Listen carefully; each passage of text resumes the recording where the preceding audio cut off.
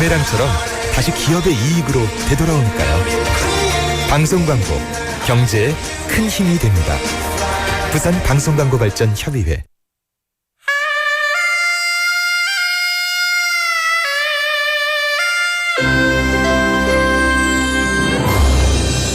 The time is now 7 o'clock.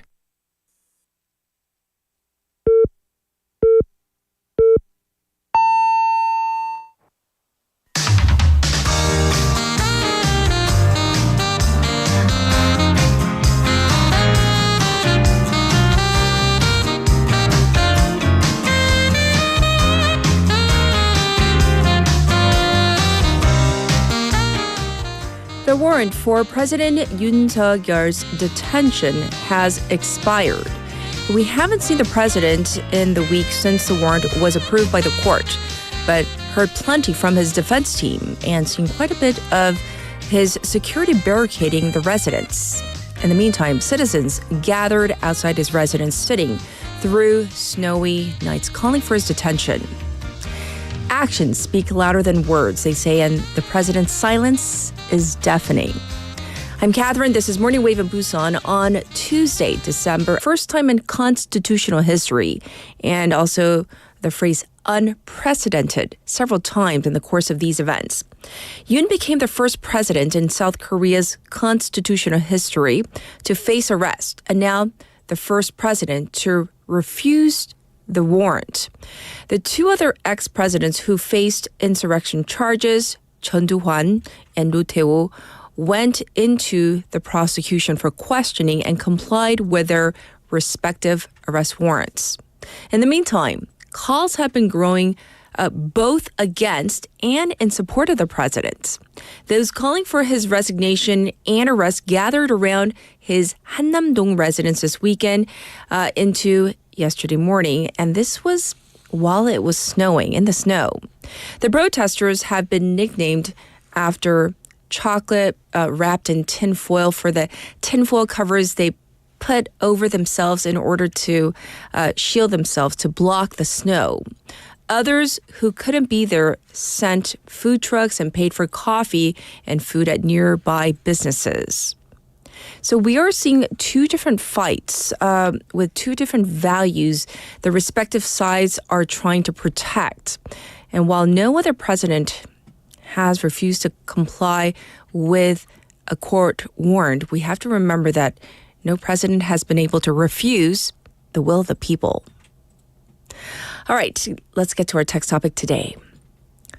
How about you? Are you getting more forgetful as you age? What things do you keep forgetting or losing? 자, 한 살씩 더 먹으며 깜빡깜빡 하시나요? 내가 요즘 자주 잃어버리는 혹은 잊어버리는 거 있나요? For example, your phone. This one, I don't know. Sometimes I do forget where I put my phone. Not often. 근데 가끔씩 저는 폰 어딨지? 가끔. 자주는 그렇지 않은데 once in a while. I would say maybe like once every 2 weeks. I ask myself, where's my phone? So not too often, but once in a while. So I've done that. And then with names, I'm pretty good with English names, and then with Korean names, I'm not great with Korean names, but I think it's a linguistic thing. So with English names, I'm pretty good. And then with Korean names, I always am bad with at least one syllable. 홍길동인데 홍길까지는 가는데 그 마지막 syllable I sometimes forget. So that's me though.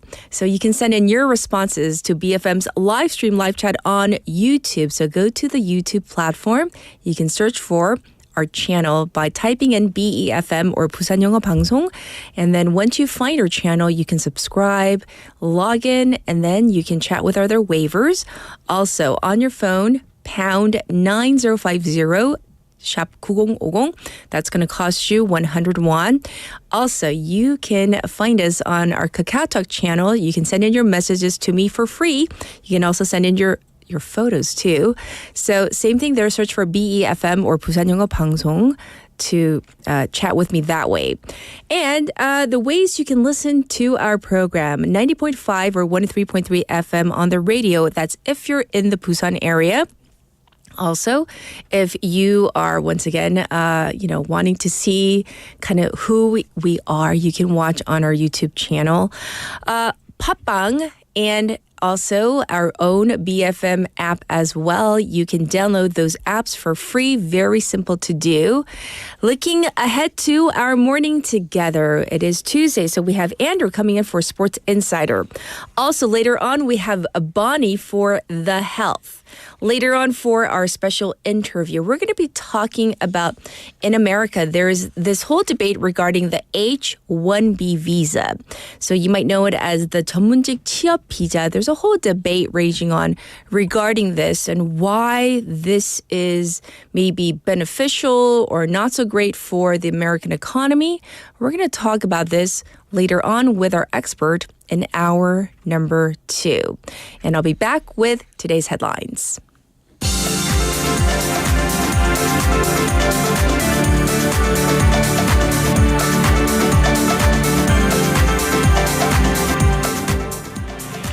It is now 7:07. These are today's headlines. Investigators refile warrant against President Yoon. The Corruption Investigation Office for High-Ranking Officials, or CIO, refiled a warrant to extend the deadline to detain impeached President Yoon Suk-yeol. Yoon files complaints against CIO chief and 10 others. President Yoon Suk-yeol's defense counsel has filed complaints against 11 people, including CIO chief Oh Dong-un and the acting chiefs of the National Police Agency and the Defense Ministry. North Korea launches suspected hypersonic missile.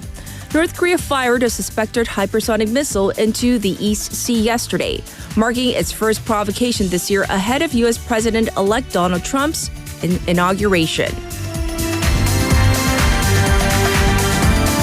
Parties to form TF on Jeju airplane crash.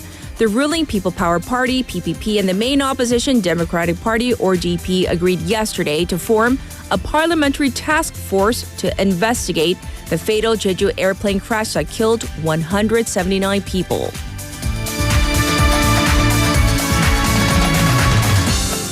Canadian Prime Minister Trudeau announces plans to resign.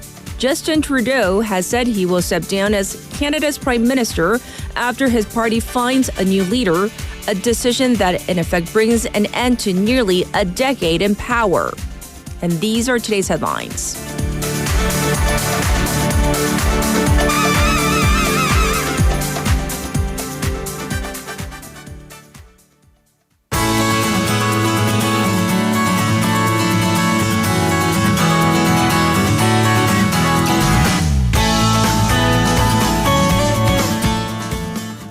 It's time for Busan Updates. Let's check in with Sue. Good morning, Sue. Good morning, Catherine. Wasn't it a little bit colder than usual as you were coming in? Yeah, it was felt it? definitely cold. Yeah. Yes. All right, we're going to get into our text topic.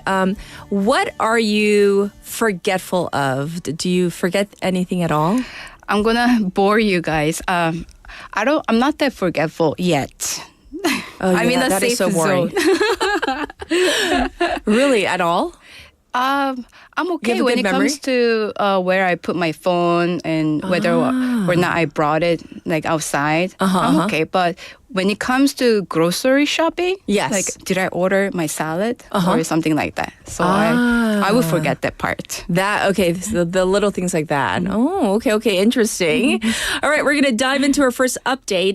There's a plan to construct a mixed-use residential and commercial complex. So this in Korean is 주상복합 아파트 on the site of the NC department store's Seomyeon branch. This has received final approval, right?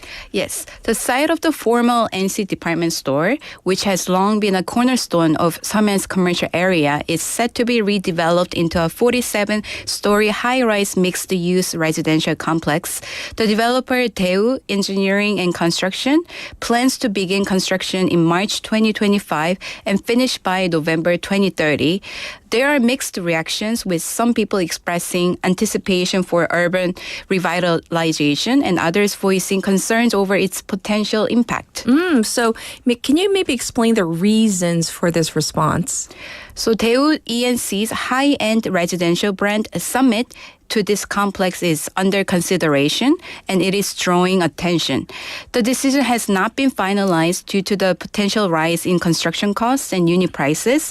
Real estate interest has surged because people expect that this development could significantly increase property values in Jeonpo-dong and Busan Jingu District. On the other hand, local businesses and retailers worry about the trend of replacing major retail hubs such as department stores and supermarkets with residential complexes. Examples include Megamart in Namcheon-dong and HomePlus locations in Yeonsan and Gaya, which are also being developed into high-end housing. Critics argue that while landowners may benefit, the loss of jobs and retail activity could have negative effects on the local economy. I see. So thanks for explaining the whole situation on that front.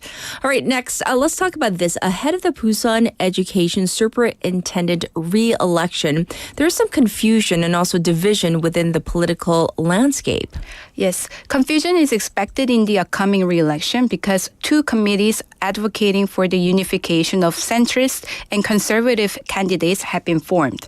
So first of all, this Unification Promotion Committee is important for several reasons, especially in the context of this election. It aims to consolidate support, avoid vote splitting, and strengthen the chances of success in an election, creating a more unified and organized political effort. So the first committee, in short form, I'm going to call it 미교추, which means Future Education Promotion Committee. It was established on February 2nd, and another committee called 박교추, 바른 부산 Education Superintendent Candidate Unification Promotion Committee, was formed shortly afterward. Okay. Both committees aim to unify the conservative and centrist candidates, though they have drawn some criticism for their composition. Okay, so let's get to the criticism. Some critics point out that the 바른 부산 Education Candidate Committee includes individuals associated with the former Superintendent Ha's campaign, who stepped down due to a violation of the Public Official Election Act, or those with specific political leanings.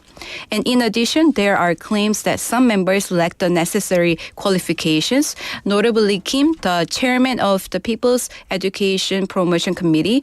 He also served as the chief election strategy director in Ha's campaign. For the candidates on the progressive side, for former Busan National University President Cha Jung-in and former Superintendent Kim Seok-jun have announced their candidacies, while on the centrist conservative side, several potential candidates, including former officials Jeon Young-gun and Park Jong-pil, are being considered. All right, so that is what's happening with the Busan Education Superintendent re-election. So very important. We're talking about education and, of course, the future of our young people. Let's move on, though, and let's talk about the polarization and competition rates in the 2025 regular admissions recruitment for four-year universities in the Busan area. We're talking about the Jeongsi, right? Yes. So Donga University saw the highest competition rate at 6-1 with 3,613 applicants for 602 spots. So this marks the highest competition rate in the university's 17-year history for regular admissions. For comparison, National Korean Maritime University had a competition rate of 5.95-1. National Bugyong University was at 5.86-1. Gyeongsang University was at 5.76-1, and Busan National University was 4.2-1. So the Donga University's policies, including 50% tuition support for the top 50% of successful applicants, and the Donga Daum program, which is a talent development initiative, have been credited with increasing interest and driving the surge in applications.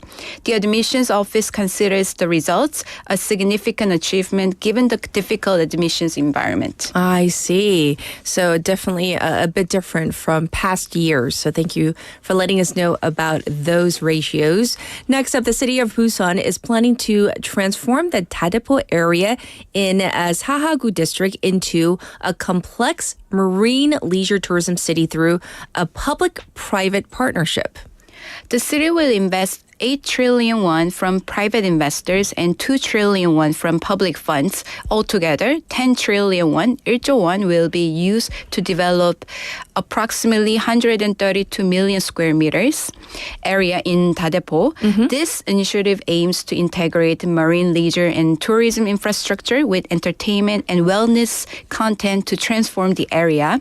Key marine tourism facilities such as a marina, which is for marine leisure activities, artificial surfing facilities, seawater swimming pools, and a marine wellness center will be developed. Also, the project will include upgrades to beach amenities, restructuring the coastline, the improvements to the coastal environment to enhance the region's appeal as a marine tourism hotspot.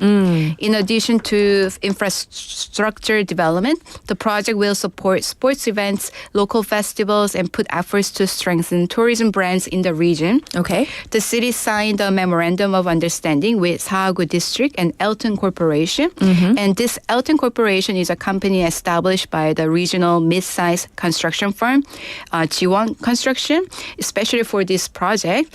They plan to construct a 5-star or higher tourist accommodation facility on the site of the former Dade incineration plant. Well, hopefully this area will really emerge as a great leisure marine hub area.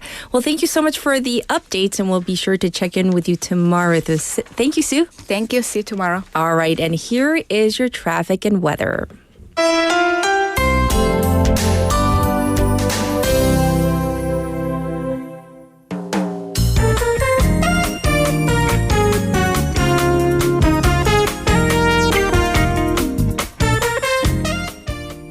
It is time for your traffic report. It is now 7:17 on this Tuesday morning. There's some congestion reported on the Dongso overpass from Hwangyang Ramp to the old Gaegeum Tollgate.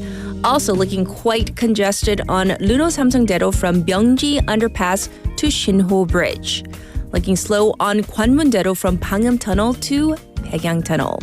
And there's also some backup reported on Beonyeong-lo going out of the city around the Wondong Ramp.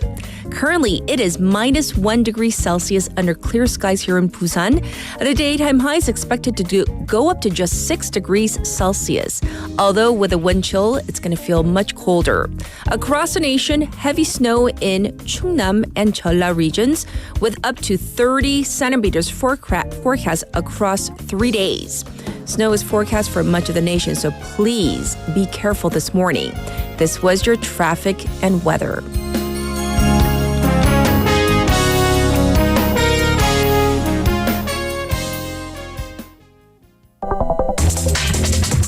Are you an early bird? Are you up to date on the news?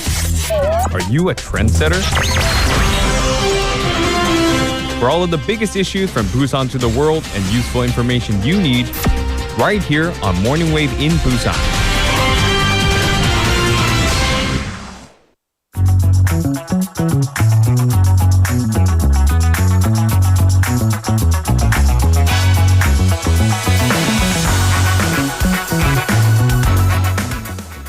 It's now time for News Digest. Let's say hi to Haley first. Good morning. Good morning. How are you? Did you hear me come in? No. Exactly. I know. Somebody commented on it. I think 보수 waiver saying, 언제 들어오셨어요? 문소리 안 들렸는데 고양이 걸음으로 오셨나요? Exactly. People were like, No promises tomorrow, though.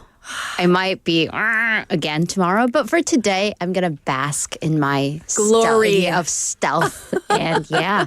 근데 우리 PD님은 들렸는데. 진짜 들었어요? 아유, 그래요? 진짜. All right. And yet she ignores me. As I'm yelling at her about a song, she can't hear me going, hello, but that she hears. All right. Of course. And you know, the fact that like our waivers like pick up on every single little detail and nuance, 살짝 부담스러워. But in a very lovely way. We Although love none of you caught it when I got a haircut, so, there's that. It's So, okay. yeah. And then 친절한 레일라 waiver says 착각했나 했는데 끼익 소리가 없으니 아쉽다고 하네요. Like, oh, she kind of misses that. Like, Come back. I'm sure it'll be back tomorrow. As I was opening the door, I'm like, I don't know how or why, but it's... You know, I know the difference. Oh, you yeah? opened it a little, with a little bit more force today. Oh. Because normally you open it so carefully. Right, Because you don't okay. want to make the sound. All right, I need to be Okay. less careful. Got it. Yes.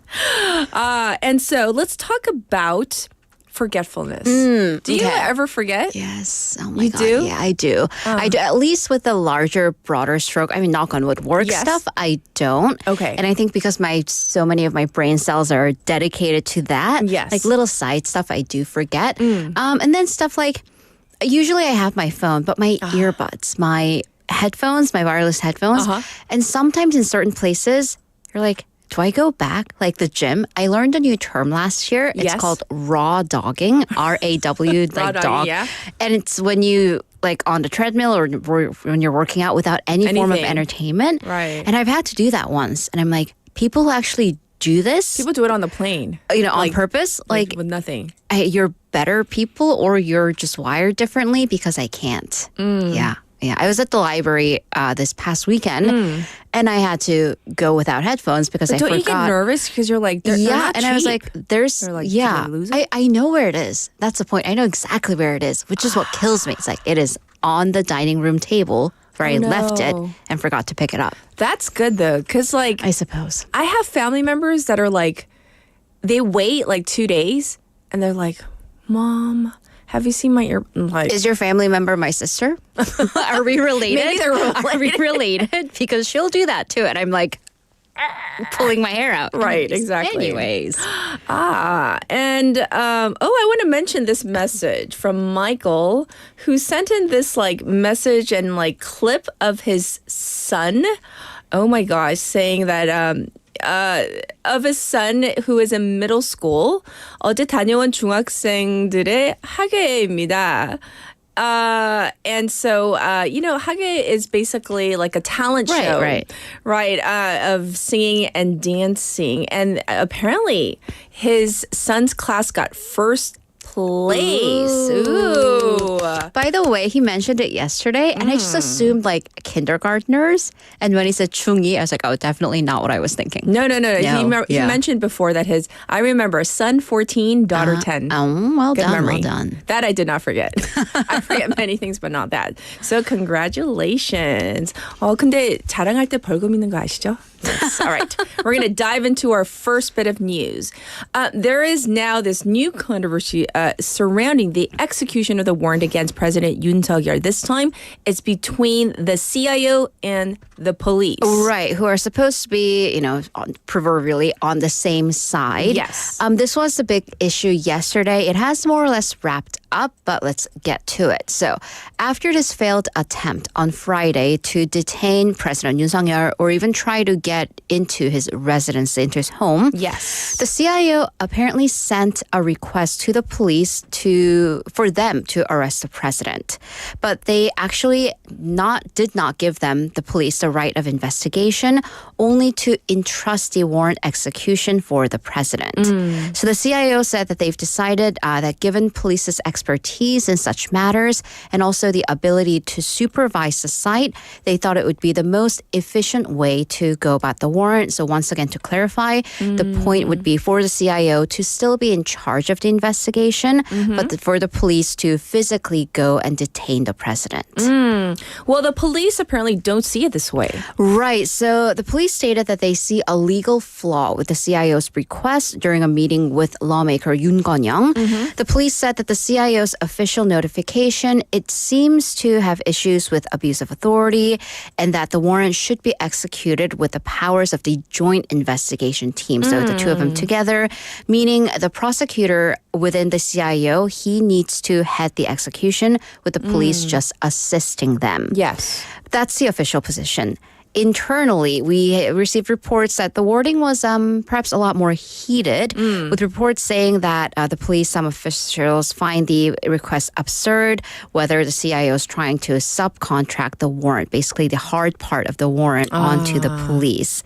In any case, the conclusion is that the CIO kind of withdrew this request, but the thing is, it does not look good for the CIO as they are trying to whether entrust or subcontract, depending on what term you choose, the warrant. So it basically admitted its own shortcomings regarding the execution of the warrant, that it just does not have enough people to execute a warrant to this scale.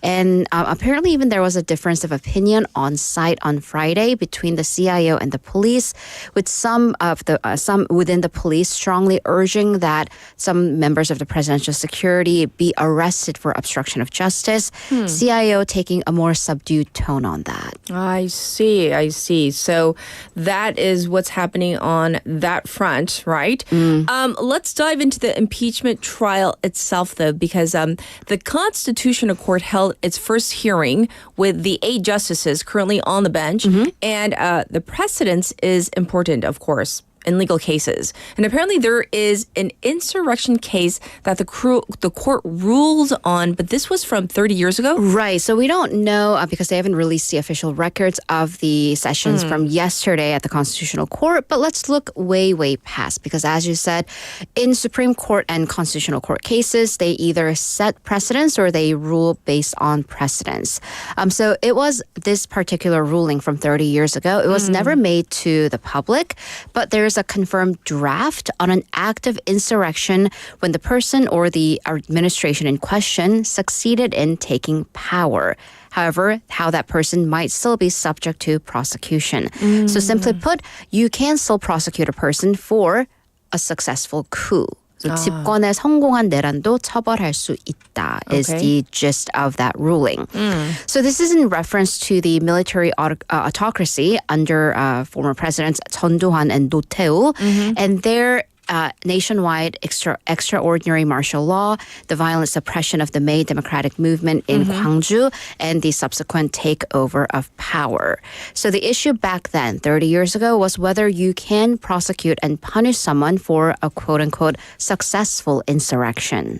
Yes. And the court back then presented 5 criteria that justifies an act of insurrection. Right. So there is justifiable insurrection. Okay. However, that would require that act of insurrection to better democracy or take back the citizens' autonomy based on justice and humanity. Okay. Also, other criteria include, were there efforts to peacefully resolve the conflict beforehand, before inciting insurrection?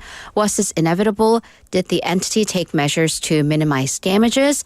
And were there efforts for reparations or compensations to the victims afterwards?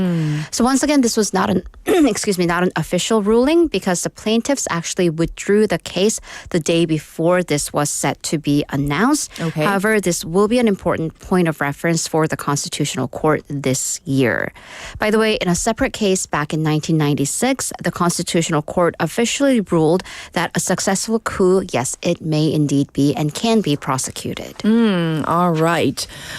So moving on, the word of the year last year, of the many words, but one of the top words was polarization. And it seems that the shadow of polarization is very much evident this year as well in South Korea. Or we're just living in a sea of polarization, 양극화. So for the first time ever, the income gap between the top 10% of the population and the lowest 10% of population was over 200 million won. That's 2억 won difference between the top and bottom 10%. Okay. So this is a record wealth gap, and it comes amid a policy gap from President Yoon's martial law declaration. Basically, anything not involving the impeachment and the now arrest warrant has been held at a standstill. But according to Statistics Korea, last year, the top 10% of households in the country, they made an average of 210 million won in annual earnings. And this is an increase of 6.6% from the year before. However, if we're looking at just the income from assets, whether that be any financial holdings, interests, or stocks, that was a 24% increase, which is a huge spike. But then looking at the lowest 10% of households, they made just over 10 million won, 1,000만 won for the entire year. So subtract that, taking the wealth gap to 200 million and 320,000 won. So what might be some of the causes of such polarization? Right. So these reasons are evident across the board. But first, let's just look at their wages, the wage earning level. Okay. So just the root cause, where you work, larger corporations versus SMEs, 중소기업, right? So last year, semiconductors, 반도체, it was a good year. And so export-driven conglomerates, these large corporations, did quite well, and those profits trickled down to major bonuses for their workers. Sure. However, if we're looking at SMEs, low domestic demand. So demand was quite low. People just were not spending money. So that dragged down profits for SMEs. And then the thing is, wealth does tend to breed wealth. So for higher income earners, they made more in interest and dividends, 배당금 from their various financial assets and investments. Right. Well, the administration did pledge to kind of bridge this wealth gap, but considering the political situation, that kind of has come to a standstill. Right. So that requires there being an administration that's True. actively doing governance. So this announcement, though, it came on November 11th, where President Yoon Suk-yeol announced that he would tackle polarization as a major initiative in the second half of his term. Right. But then if you're doing the math, 3 weeks later, he declared martial law, and basically here we are. So experts say that despite this, once again, polarization in the political sphere, the government, parties, communities, they do still need to focus on the social issues while the political conflicts take their course. Well, there you have it. The news for this morning. So thank you for reporting on all of this. And of course, we'll check in with you in hour number 2. Thank you, Haley. See you in a bit. All right. I just want to read one message for now with Taejun Waver, who says, 깜빡깜빡은 국민학교 때부터 국민학교 시절이에요. 때부터 준비물 깜빡 하던 게 지금은 이것저것 깜빡하네요. 공부 잘하는 친구들은 깜빡하는 일 없는 것 같은데. He says basically when he was in elementary school, he would forget like everyday school items to take them to school. But I guess those who are very studious, good at school, apparently not so forgetful. I have a side question for all of you. Especially for you married folk, do you ever forget important dates? 중요한 날짜 잊어버린 적 없어요? Like 기념들 or 생일? I just wanted to ask. Anyhow, let's get to our song. This is 으라차차 by Rumblefish as requested by Benny.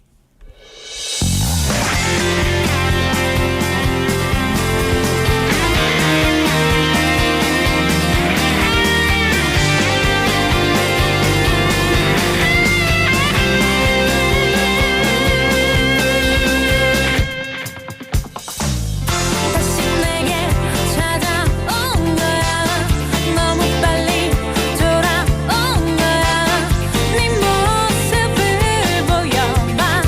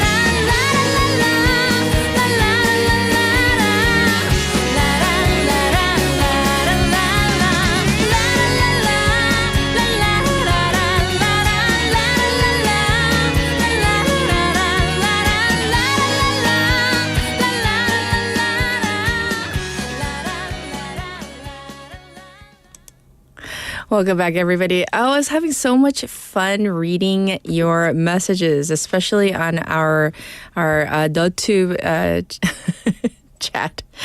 The little side question I threw out there for our married folks saying, do you ever forget important dates? And apparently, many of you, the married folk out there, you do not, especially the married men who often post messages here. For example, Michael says, 기념일 아내는 잊어도 되지만 저는 안 되는 그런 게 있더라고요. So he says, my wife may be able to forget anniversaries, but I shall not. I am not able to. Yeah, there's like I jokingly, you know what I do for my roommate?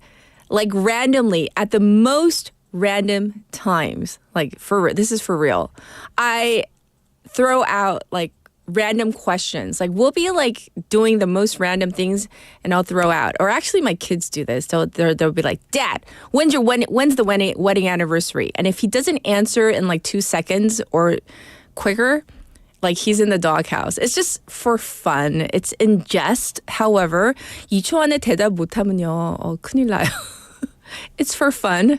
But so Michael, I know what you're talking about. So anyhow, we're going to get to Cat's Pick for today.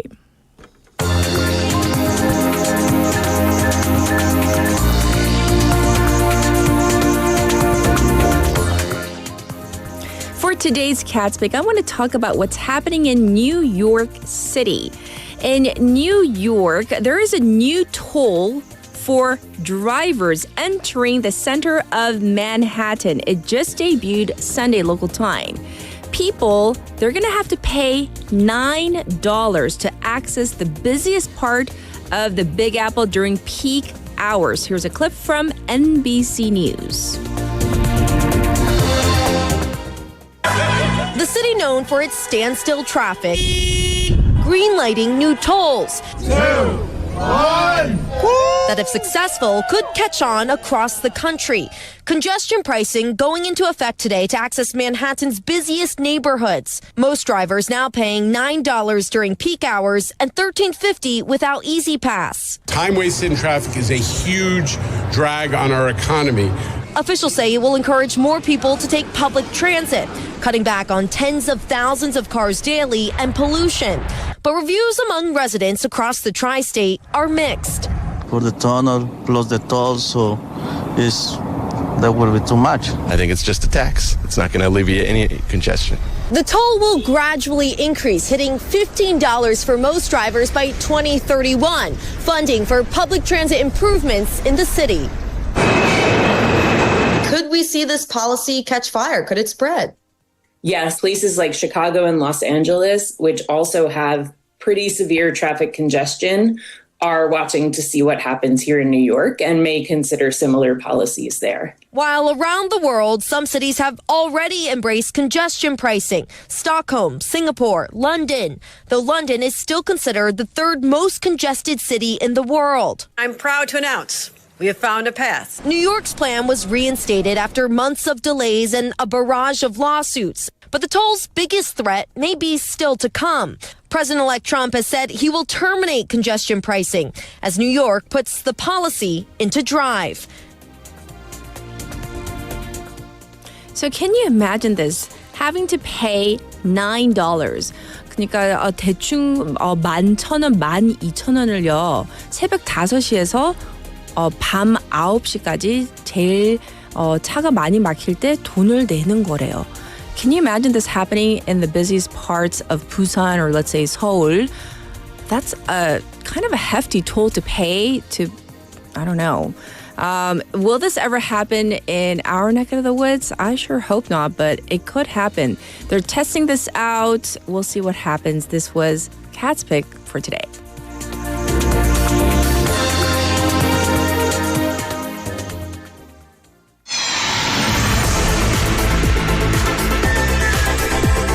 Stay tuned.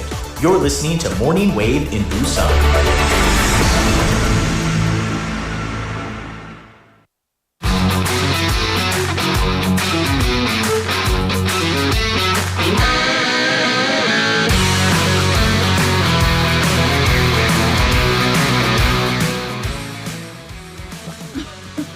Hello? What's going on? I was waiting for you. You're the introduction here. I know, you but I give was it to me. like, are you ready? I'm always go? ready. Never forget things. Always ready. That was going to be my question. I'll pay the tax Welcome. for the facts. Yes. I don't know. What do you think about that whole pricing for the congestion pricing? I mean, I can understand it because New York City is an absolute zoo. But also, it's kind of like that old saying, like, taxation without representation, where, like, you're wanting people to use public transit. Yes. But it's horrible. It is. Have you used it in New York? And it's not safe at the moment. Do you know there's the crime is rampant. So I mean, like, I think the city wants people to pay these higher taxes. I mean, personally, I don't think I would drive a car in Manhattan anyway. Yeah, because it's too expensive to park anywhere. Exactly. Right. But also, I think, when they were originally going to initiate this, it was also a lot of the delivery drivers and people like that were having issues because if you have a larger vehicle, it's more. These kind of things. So I don't know. I think at one side, I understand it, but on the other side, it's probably going to hit people that they don't really want to hit. Exactly. So I don't know. I have mixed thoughts on this. Yeah. So are you forgetful at all? I don't know. I wouldn't say forgetful in the sense where I always had to write something down. Have you ever forgotten your wife's birthday, anniversary, anything? Never. Because what would happen? Let's be honest. I honestly, I don't think she'd care. She wouldn't care, really? Not that much because she doesn't remember things as often. I always get her with the good things is like, in our house, we definitely celebrate Korean holidays, but also Western holidays as well, in the sense of like Mother's Day or Father's Day. So the best is when I call my dad on Father's Day and I'm like, hey, Dad, happy Father's Day. And I hear my wife scurrying around the kitchen. I'll be right back. She's out to get the coffee and a cake or something. It's so funny. That's so cute. Yeah. So. All right, we're going to dive into the world of sports for Sports Insider. What do you have for us? Yeah, a few stories. I know we're kind of a little bit short on time, but that won't be a problem. Yes. The LA Dodgers have signed Korean infielder Kim Hae-sung. I'm not sure if you had already spoken about this before. To a 3-year contract worth $12.5 million, just a little bit more than he was making in the KBO, we'll say, with team options that could extend his deal, valued to $22 million for another 2 years added on, which it means the big payday will probably come then. Yes. The 25-year-old versatile player from the Kielm Heroes brings an impressive track record from the KBO, boasting a career 304 batting average and 211 stolen bases. Yes. So, I don't know, he's going to add to Ohtani's stolen bases as well. I don't really know. So it seems like they've designated catcher prospect Diego Cartera for assignment to make room for him. Now, we're not really sure where he's going to fit in. He's kind of going to be that utility player, which his countryman over on the Padres kind of plays as well. So we're thinking second base, shortstop, third base, that side of the field maybe. But I think anywhere they put him, I'm thinking he's going to do well. It's just to make sure, in my opinion, I watch a lot of KBO, and I think he will do fine. Okay. He's one of these players that I don't think should have too much of an issue slotting in there, adjusting. Yeah. I always feel with the players going over, it's to hit the ground running so they keep their confidence high. Right. And that's usually where they might get off to a quick start and then, go through a lull, batting or whatnot. And then it doesn't really make sense for the manager to keep them in, but you need the manager to have a reason to keep you in there. So I think as long as his confidence stays high, he should be fine. Yeah. All right. Well, we look forward to hearing some good news from over there. Moving on to the Premier League. Not so much I want to talk about, but a quick highlight clip here from Liverpool TV from the Manchester United-Liverpool game. Let's take a listen. Bruno Fernandes helped on towards Lisandro Martinez, who scores. And you have to say that Manchester United have been threatening it. Lovely ball. Gakpo. Still Gakpo.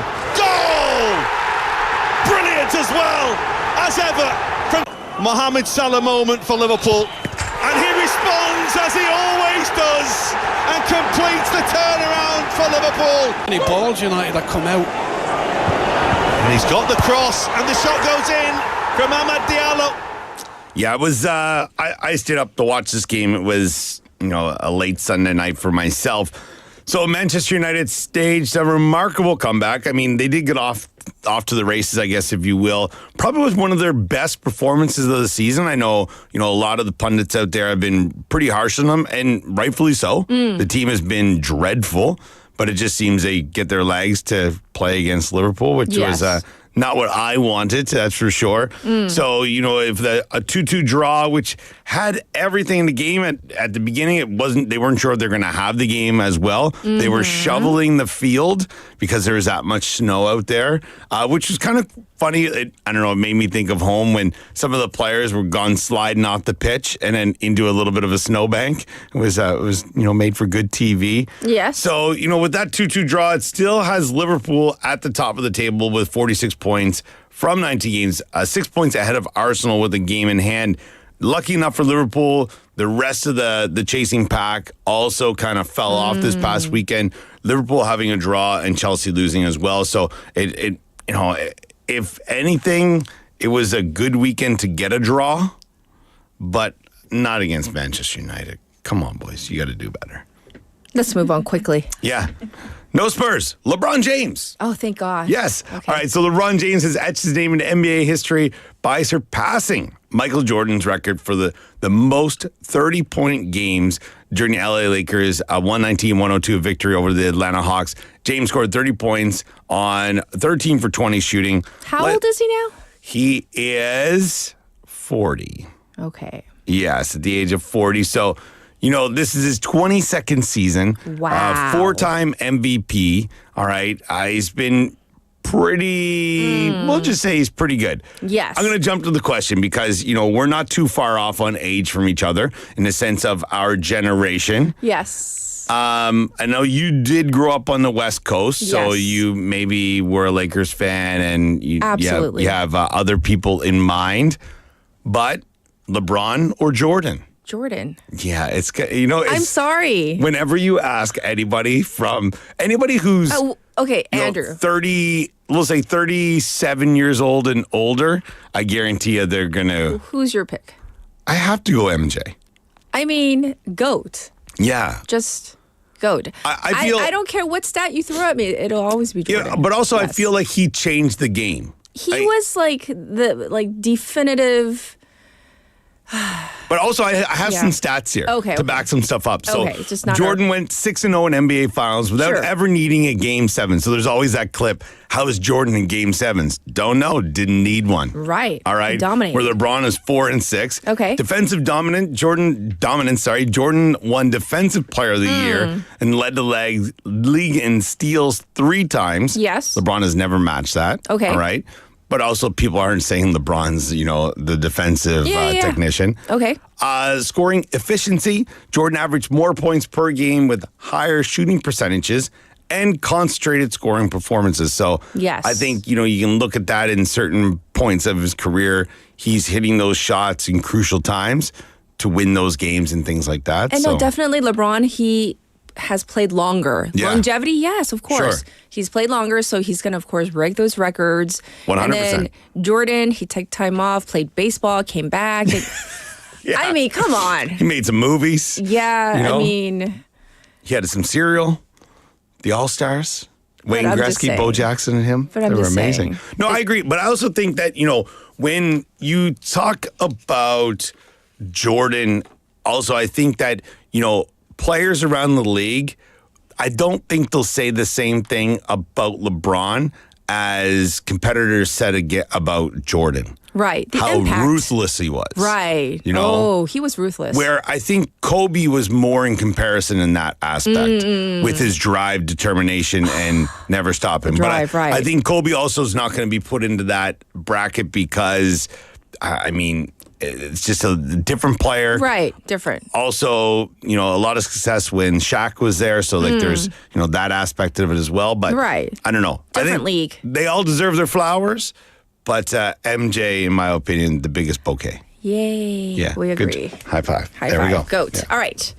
Well, we're going to cap it off with just a little bit of PGA. Yeah, PGA Tour kind of got underway or teed up their season. Teed up, look I at like. that, people. Yes. All right, so Hideki Matsuyama made PGA Tour history at the Century in Hawaii with a minus 35. I know. I saw and I was like, what? Minus 35? I watched some highlights from the first couple of days because I was just curious on how things were going. Yes. And then I saw the final round and I was like, whoa. Come on now. What is the course made for like 6-year-olds or is it like mini putt or something? Yes. But he did win. He got a nice chunk of change there as well, $3.6 million to go into his pocket. I don't know, maybe he spent a lot over Christmas, so he might need that extra change. But on to the Koreans' performance for the event. Im Sung-jae of South Korea secured an impressive third place finish, carding a minus 29. So, I mean, he was 29 under. The other guy was 35 under. I guess, not too bad. Earning himself $1.2 million.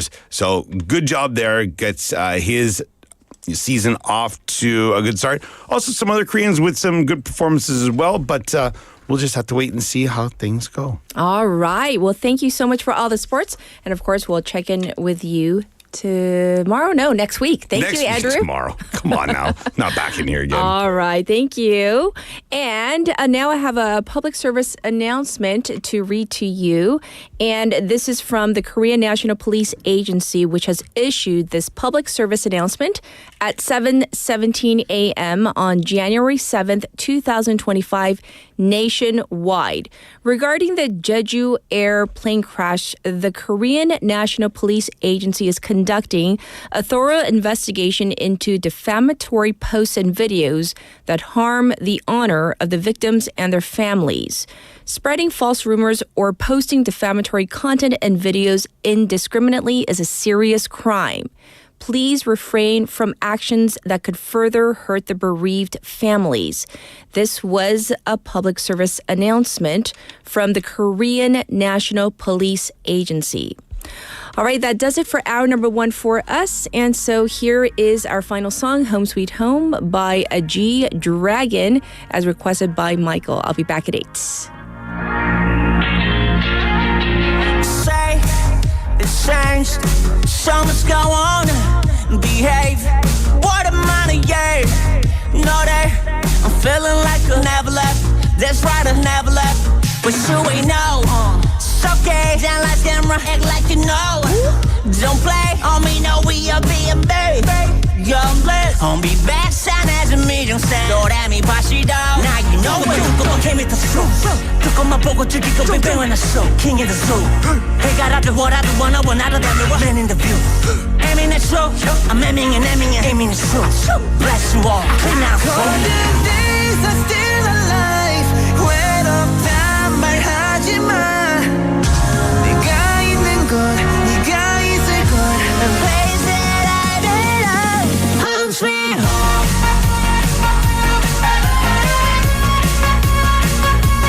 Home sweet home.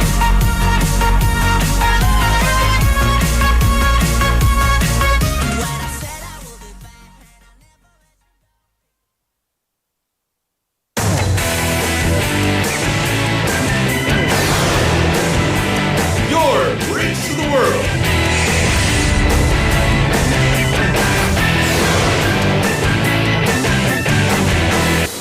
BEFM 부산영어방송.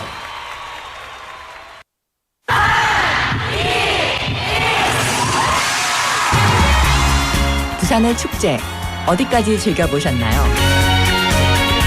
과거와 현재, 미래가 공존하는 항구도시 부산. 이곳 부산은 계절을 물들이는 다양한 축제로 늘 풍성합니다. 봄의 시작을 알리는 봄꽃 축제부터 부산의 여름을 만끽하는 바다축제, 전 세계 영화인들이 모이는 부산국제영화제와 새로운 시작의 해맞이 축제까지. 부산의 축제는 우리의 열정을 가득 담고 있습니다. 바쁜 일상은 잠시 뒤로 하고 특별한 시간을 선물 받는 바로 이곳 부산에서 우리의 삶은 축제가 됩니다. 축제로 하나 되는 부산, 여러분은 어떤 축제를 기다리시나요? 이 캠페인은 대선공익재단과 BFM 부산영어방송이 함께합니다. 혹시 지금 운전 중이신가요? 어린이 교통사고 피해자 수는 지난 3년 평균 약 9만 명. 특히 어린이 보호구역 안전 기준이 강화된 이후에도 어린이 보호구역 내 사고는 지속적으로 발생하고 있습니다. 스쿨존에서는 반드시 시속 30km 이하 서행, 스쿨존 내 불법 주정차 금지, 차량 출발 전 앞뒤 좌우 살피는 습관으로 어린이가 안전한 도시를 만듭니다. 참, 운전 중 휴대전화 사용은 모두에게 위험합니다. 우리 모두를 위한 교통안전, 나부터 실천하면 모두가 안전해집니다. 어린이가 안전하게 뛰어놀 수 있는 부산. 아이 키우기 좋은 도시는 우리 모두의 미래이자 희망입니다.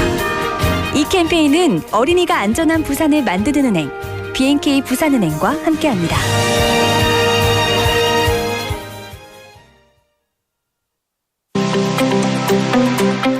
These are the guidelines for action for people in the event of an apartment building fire. First, if evacuation is possible in the event of a fire in your home, move to a safe place in a low posture by using stairs. And if evacuation is difficult, move to an evacuation space or block the door gap and call 119 for rescue. Second, if a fire breaks out in another home and no flames or smoke enters your home, wait inside the home, call 119, and act according to the announcement. Third, if flames and smoke come into your home in the event of a fire in another home, check to see if evacuation is possible and then evacuate or request rescue.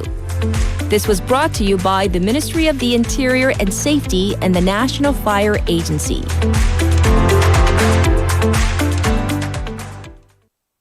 살림꾼 김재우의 살림템 추천. 창틀 바람막이로 실내 온기 지켜줄게. 포장은 다회용기로, 플라스틱 거절한다. 우리 식재료로 유통을 줄이면 탄소를 줄일 수 있어. 이 모든 건 기후위기에 대응하는 지구 살림템. 여러분도 함께해요. 공익광고협의회.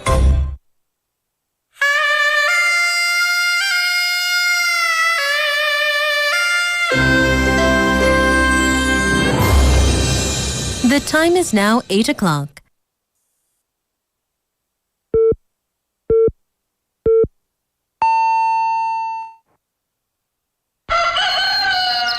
Good morning, Dynamic Busan. Yeah, you're waking up. Time to shake it up.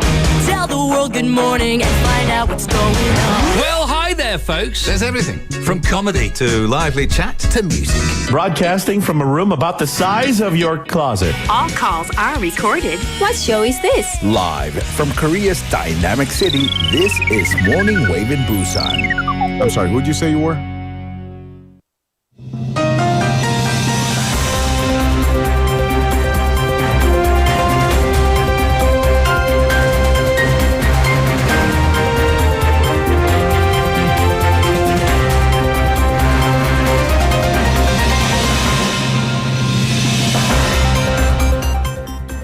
It is now 8 o'clock and this is news highlights.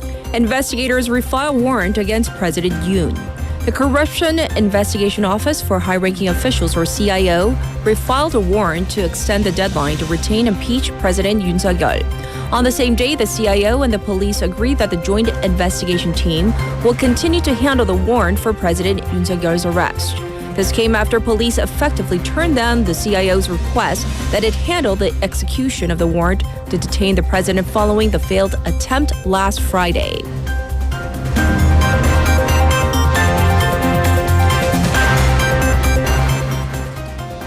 Yoon files complaints against CIO chief and 10 others. President Yoon Suk-yeol's defense counsel has filed complaints against 11 people, including CIO Oh Dong-un and the acting chiefs of the National Police Agency and the Defense Ministry.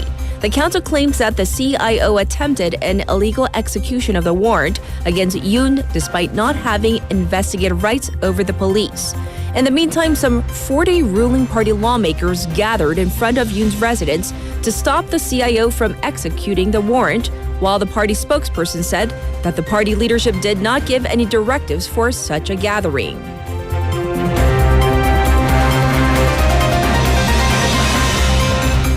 North Korea launches suspected hypersonic missile. North Korea fired a suspected hypersonic missile into the East Sea yesterday, marking its first provocation this year ahead of U.S. President-elect Donald Trump's inauguration. The Joint Chiefs of Staff, or JCS, said it detected the launch of a suspected intermediate-range ballistic missile, or IRBM, at about 12 noon from the Pyongyang area, and it flew some 1,100 kilometers before splashing into the sea. North Korea this morning confirmed that they test-fired a new type of a hypersonic ballistic missile. Such a missile would theoretically be capable of striking the U.S. military bases in Guam if fired at full range.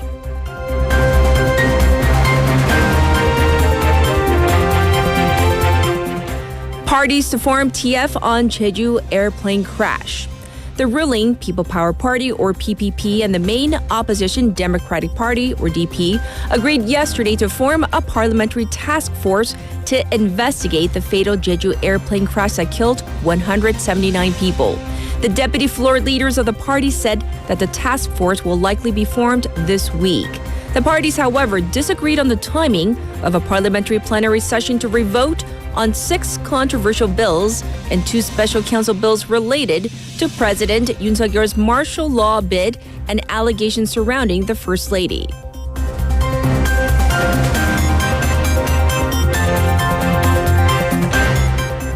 Canadian Prime Minister Trudeau announces plans to resign.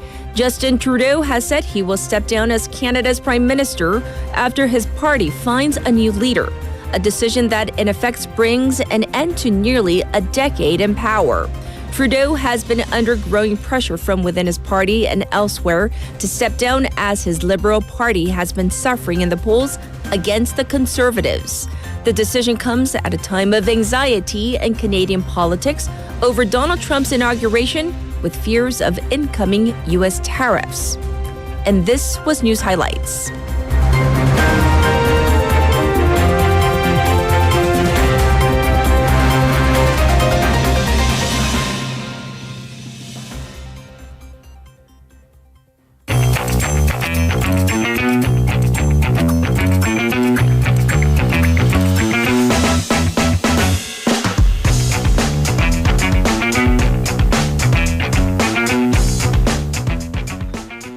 It's now time for Wagu, which means Haley's back. Hello, hello. All right, so we're going to dive into our first story. So this has not been last year a good year for Boeing, and that is an understatement. That really is. So this week, it's an anniversary of not good things. So I know back stateside, it's January 6th, yes, the January 6th insurrection. And then, what was it, January 5th, almost exactly a year ago, this was when the year of woes for Boeing started, and it's not ending.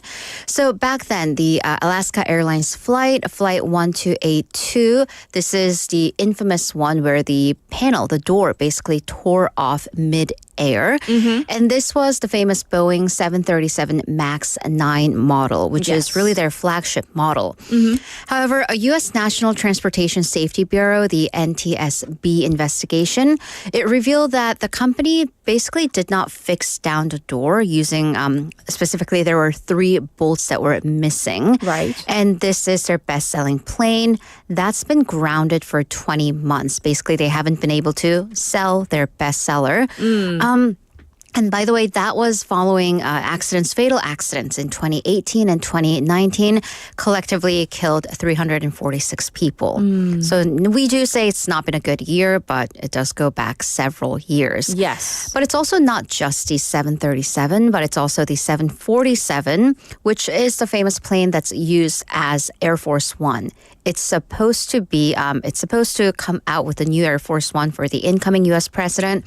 That's been grounded as well. And then to top that, there's the Jeju air tragedy here in South Korea. Although, to be clear, we do not yet know what caused the accident, but that plane was also a Boeing 737-800. Indeed.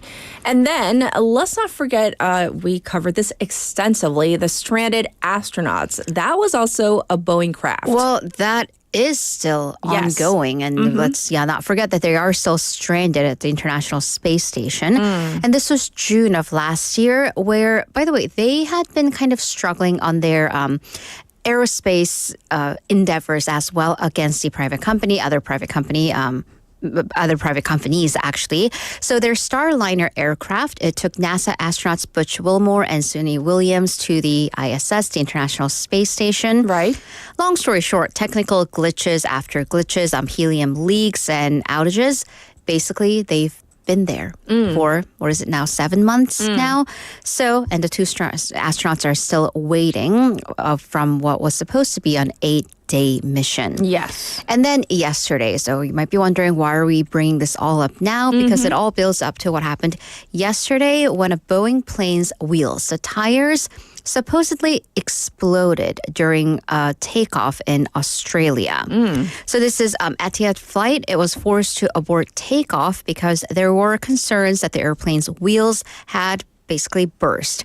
So footage from the scenes, it shows fire engines surrounding the Boeing 787 aircraft, and it shows 2 deflated tires on the landing gear. And landing gear problems, it does strike a sensitive note with us at this moment. Yes. So a spokesperson with the airline, they quashed any suggestions of a fire, saying that takeoff was rejected on technical grounds. But the Aviation Rescue and Firefighting Service responded to a request from the aircraft, and they did deploy this firefighting foam but as a precaution. Yes. So definitely, once again, not a good year or years for Boeing, not a good time for that company. All right, next, if you are a cat owner, I am one of many people out there, you may want to perk up your ears. Listen carefully. Right. I know you love your cats, or I don't. Actually, well, you do love your cats, but I believe it was your roommate who brought the cats. Do they have any skills? Sleeping, eating, grooming, meowing. Will they knock things over? Oh, all the time. Okay. Is that so a annoying. cat thing? It's a cat thing. Okay, it's a cat thing. So annoying. Yes. Well, at least be kind of thankful that none of them have mastered the skill of turning on the stove. Oh, goodness. Oh, my gosh. Because some cats have. And there are fires. Oh, no. So there was a fire recently in Incheon late last month caused by a cat that had somehow learned to turn on the stove. This happened on December 22nd at a residential building. A fire broke out, but no one was home. At least no human was home. Oh, gosh.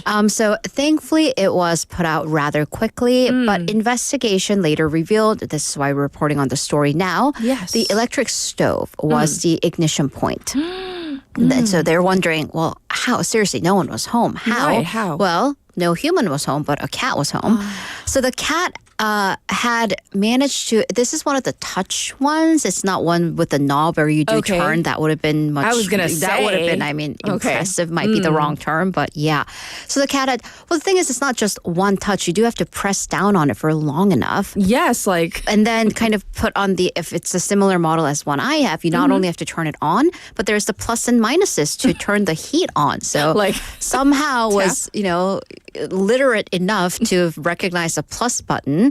I mean, we kind of giggled because no one was hurt. Yes. But, this is a serious issue. Right. And also maybe this is a statement about the owner, a box was on top of the stove and that caught fire. So my question is, why is there a box on top of your stove, even if it's off?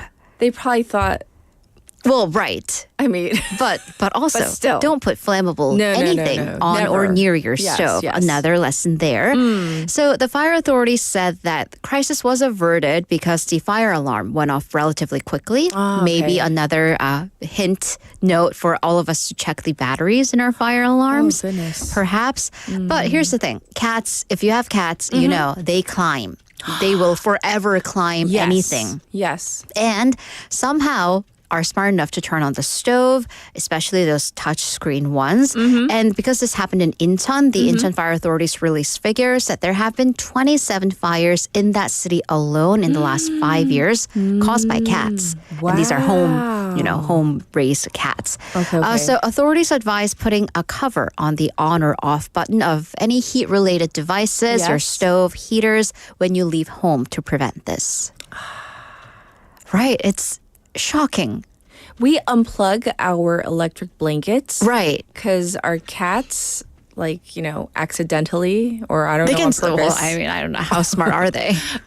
They like warm blankets. Right. So I don't know if they do it on purpose, but sometimes, a couple times we found them, toasty, in the, on the master bed, all toasty and nice. We're like, oh, that's kind of dangerous. Right. So we started unplugging Because some things you can unplug, but you can't unplug your stove. Exactly. Exactly. Right. Oh, wow. So that's a lot to unfold. But yeah. Go talk to your cats at home. Yes. Yeah. We need to have a little talk. All right. Popular New Year's resolution is to quit drinking or drink less. So much so that dry January, it's a huge thing. It's a phenomenon. It is a legitimate thing. And here are all the more reasons why you should consider even quitting drinking. So do we have any drinkers? I mean, you and I don't really drink. No. Yeah. But here's the thing. Even a single serving of alcohol, that could be a shot of soju, a glass of beer per day, can pose significant cancer risks. And, the thing is, studies change on this all the time as science and medicine advances. The convention was that, we did start with that era of a glass of red wine a day keeps the heart healthy. That's been debunked. Sociologists are also pointing to people who can't afford to have a glass of red wine per day as opposed to other forms of liquor. They probably do come from better, more affluent conditions to keep them healthier. Also, it was that drinking, binge drinking, was worse for you. It still is, but drinking little amounts regularly is still bad for you. Has cancer associations. And this is coming from the U.S. Surgeon General, who's the national doctor of the Top U.S. doctor. Right. So he's actually calling for risk warnings on alcoholic beverages, ones that we see on cigarettes. Oh, right. There he is. Right. So Dr. Vivek Murthy said that 7 types of cancer are linked to alcohol consumption. So for women, these are breast cancer, as well as for any gender, throat, liver, esophagus, mouth, larynx, and colon cancer. And he also added alcohol in the States was the 3rd most common preventable cause of cancer after tobacco and obesity. Wow. Right.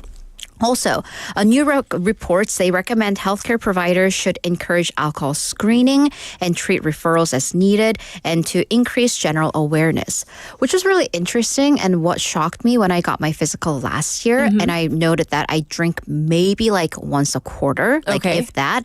And the report came in, you need to drink less. And I was like, wait, once a quarter, meaning once every 3 to 4 months. And it was, so I think the medical recommendation is 0 drinking.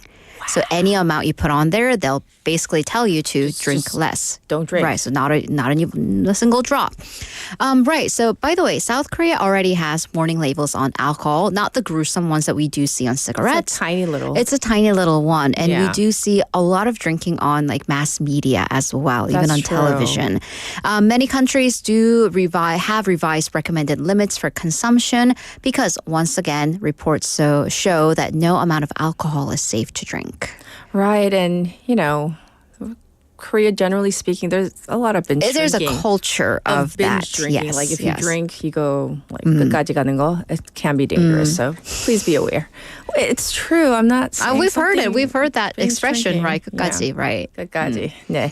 All right. For a final story, the world has now officially a new oldest living person. And I do wonder if she drinks. And probably not at this age. Okay. But this is the byline that's being used, a soccer-loving nun from Brazil. Oh my gosh, I love it. What a fun combination of words there. All right, so Sister Ina Canavaro, she is, get this, 117 years old, 117. Wow. She is a retired nun, lives in a retirement home. She was born on June 8th, 1908. 1908. Okay. And actually, it's kind of incredible. When she was young, she was actually so skinny that her family thought she wouldn't survive. Wow. But I mean, speaking of beating the odds. She looks so healthy. She looks so healthy. And that was she 3 says, years ago. she says, yes, 114. She says the secret to her longevity is her Catholic faith. And for her 110th birthday, she was honored by the Pope Francis. But also she does show signs of what any doctors and experts would say would point to longevity. active, socially active, and being positive. And I'm quoting her directly. She What'd said, she say? I'm young, pretty, and friendly. I love that. Let's all she's take saying that it with attitude. like the... You know, she tossed her hair. You know, there was a bit of sass with that. Yes. She is, speaking of being socially active, she is visited by her nephew every Saturday. Love that tradition. She's an avid fan of her local soccer club. Okay. And she was born before they were created. So, you know. So true. Right. So she took Ms. Kanabaro took the title of the oldest living person following the death of Japan's Tomiko Ichuka back in December. But in terms of the general history of longevity, she is the 20th oldest documented person to have ever lived. So who is then at the top if 117-year-old is number 20? A Frenchman, Jeanne Calment. I'm sorry if I butchered that. She died back in 1997 at the age of 122. If she's French, it's like Calment. Calment, maybe. Calment? Calment. Yes. Right. Ah. You know, I wouldn't mind living to 117 or 122, but only if I'm that healthy. If I can be that happy and healthy and active, young right. But yeah, only if... So, you know, sports, family... You know, having faith, whatever faith it might be. Young, pretty, and friendly. Young, pretty, and friendly. I like Let's that. all get that like tattooed in our brains. Young, pretty, and friendly. Love it. Well, we're going to call it a wrap for today, and we'll check in with you tomorrow. Thank you, Haley. Have a great day. All right. With a smile on our faces, we're going to turn to traffic and weather.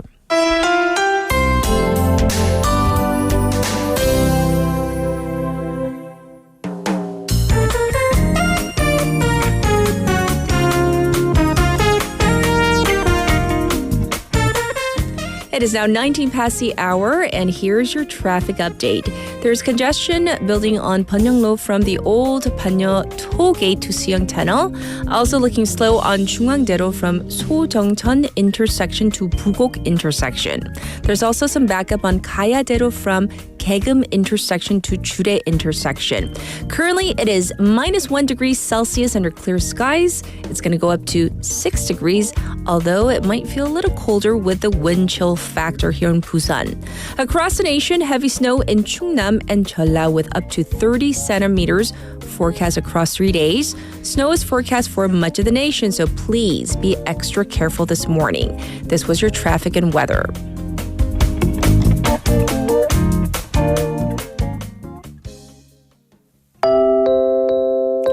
And here's a song request from 최윤정 Waver, 달리기 by 옥상 달빛.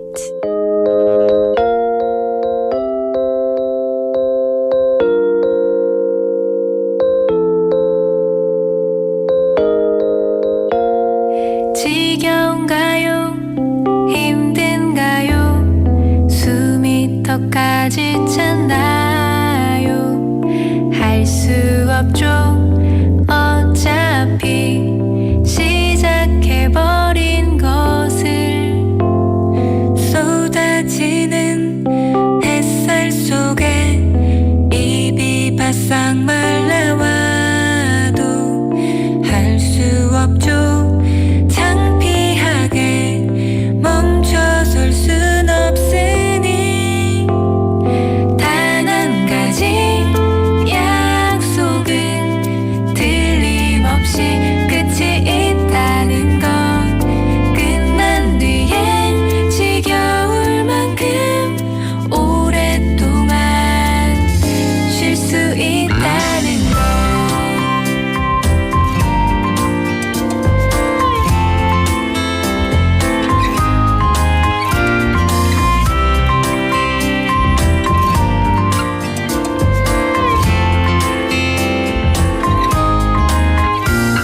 쏟아지는 햇살 속에 입이 바싹 말라와도 할 수 없죠.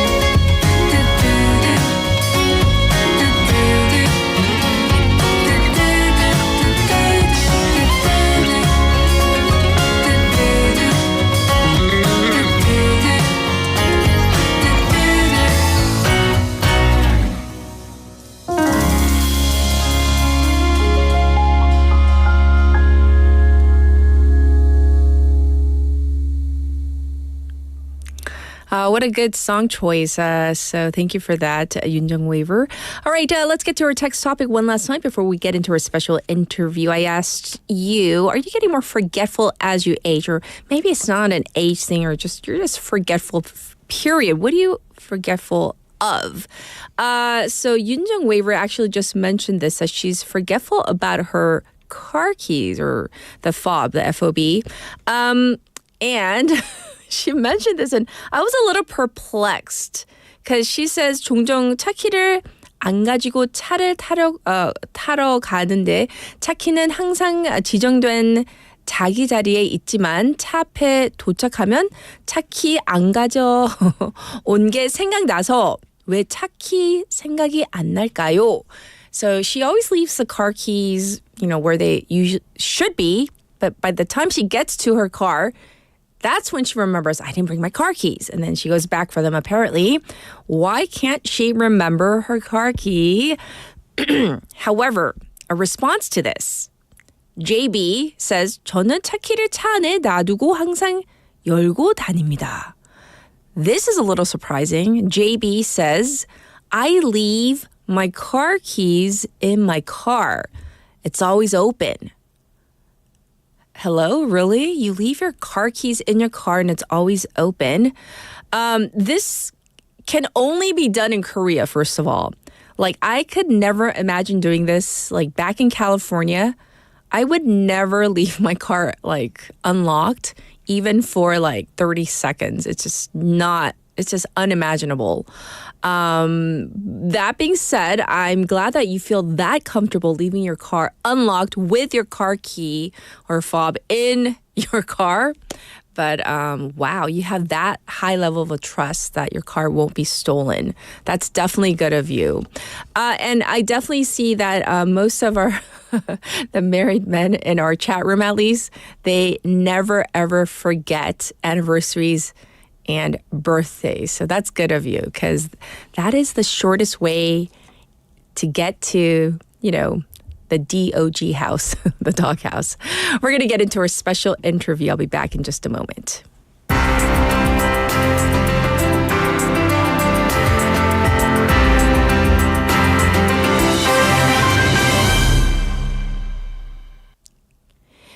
Well, let's talk about this today. The H-1B visa debate. It is heating up in the U.S. So in Korean, you might know it as the 전문직 취업 비자.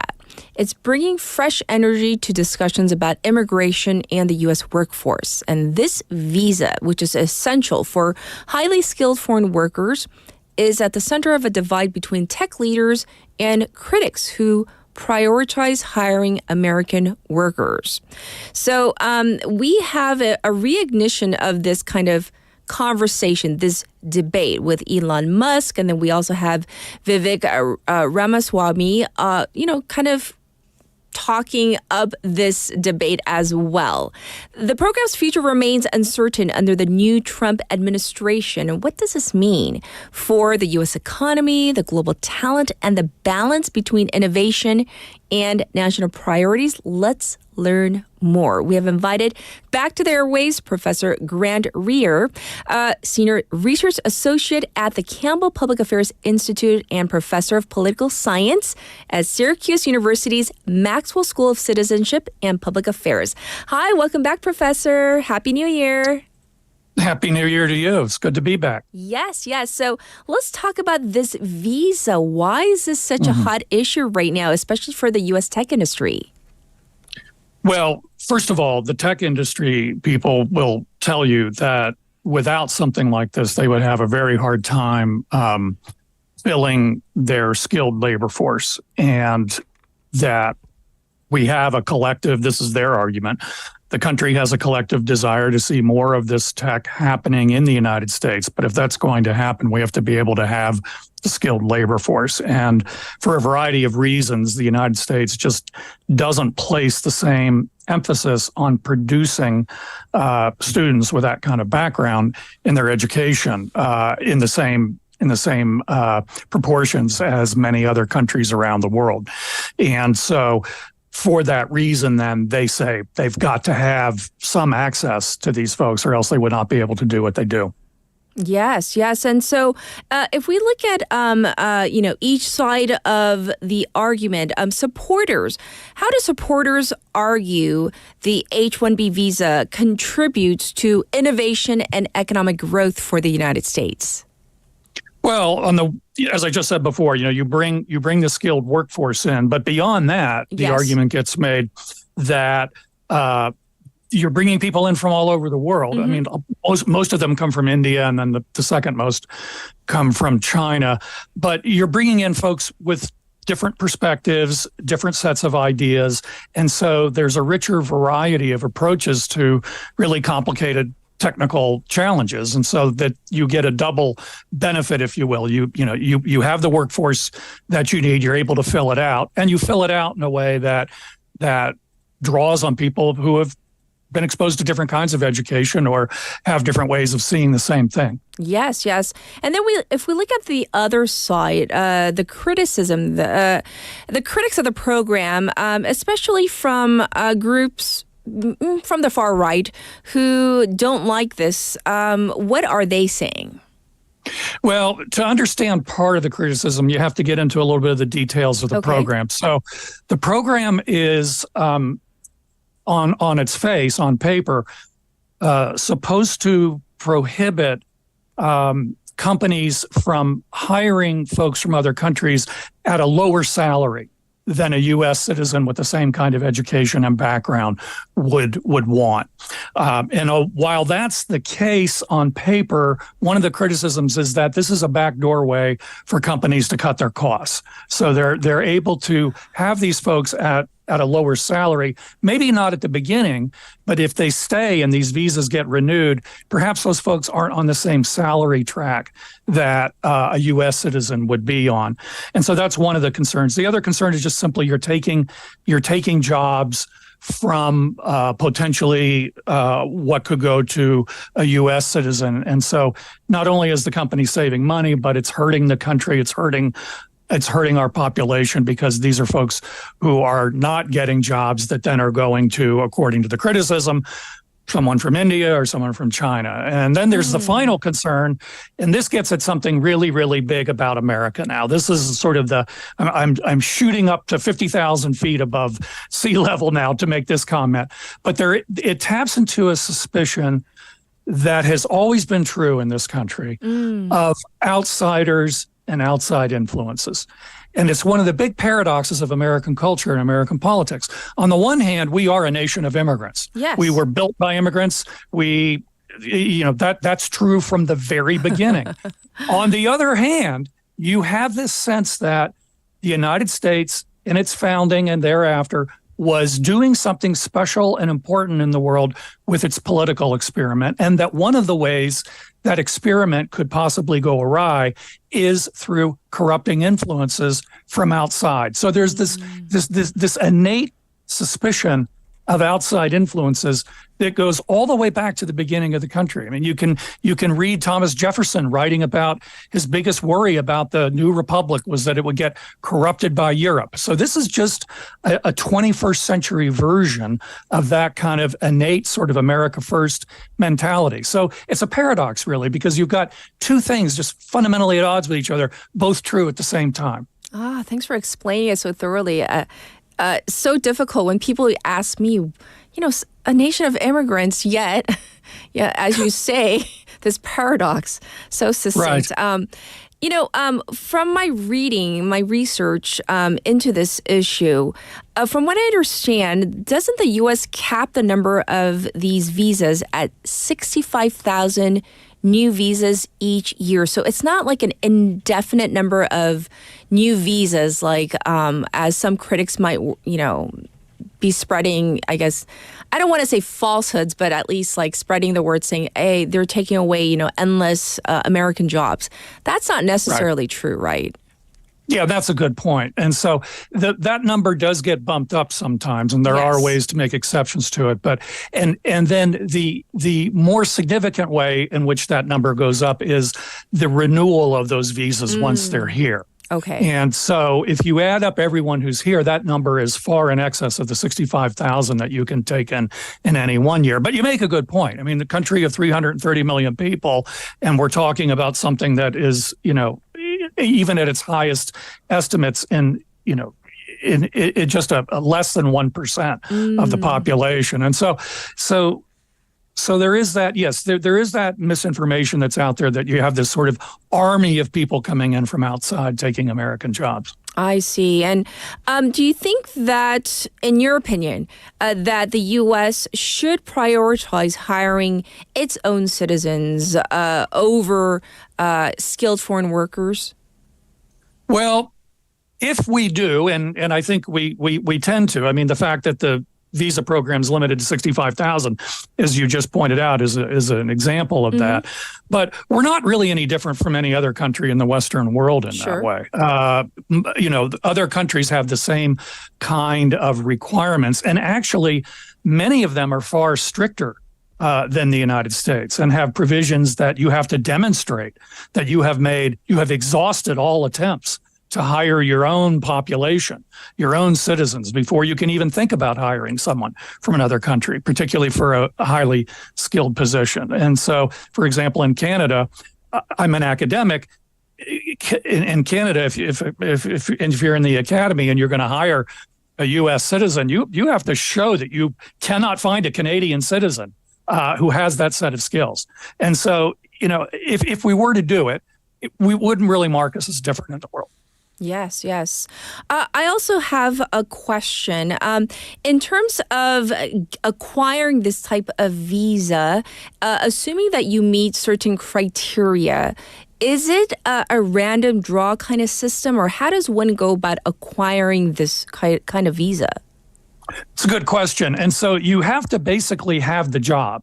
And so you have to be hired. The company has to say, this is the person we want to bring in. This is why they can help us. This is why we need them. And again, it may not be as strict as you would find in another country, but nonetheless, there is that sense that you have to already have the in, if you will. You don't just apply as an engineer and say, I want to come to the United States, I'll find a job. You have to have the job offer, then come in under this visa. I see. Thanks for clarifying that. And in your opinion, Professor, how does this debate reflect broader divisions within American politics and society at large?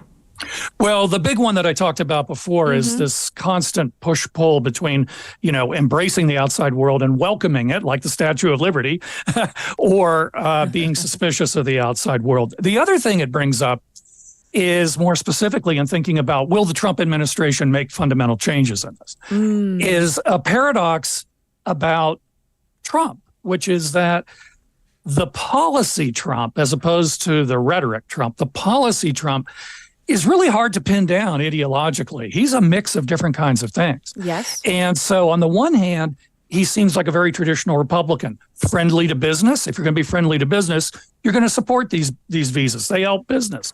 On the other hand, very protectionist and very oriented toward, we have to think of everything in terms of the United States and our citizens first, which is going to where you're getting that criticism from, that nativist aspect. So that broader paradox about America that I mentioned earlier does have its manifestation in a more specific paradox about Donald Trump as a politician versus Donald Trump as a policymaker. And as he is being inaugurated very soon, because having read up a little bit on his position over the years, it does seem that his position has kind of fluctuated over the years. Back in 2016, he called the H-1B visa program, in quotes, very bad and unfair for U.S. workers. And then recently, though, in a New York Post interview on December 28th, he said, quote, I've always been in favor of the visas, that he has used the H-1B visas on his properties, that he thinks it's a great program. So is it kind of a wait and watch kind of situation where we're going to have to wait to see what happens? Or do we have any inkling from his transition team?